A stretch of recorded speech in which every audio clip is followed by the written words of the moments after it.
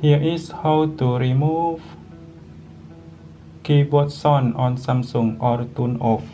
First, you can open system setting like this. Open system setting, and then you can tap sound and privacy. Next, you can see system sound. You can turn off keyboard sound, charging, screen lock, dialing keypad, and touch interaction. Like this, turn off. Don't forget to turn off like this. Or you can turn off from here. Go to General Management, Samsung keyboard setting, and then you can tap to voice swipe, touch, and feedback.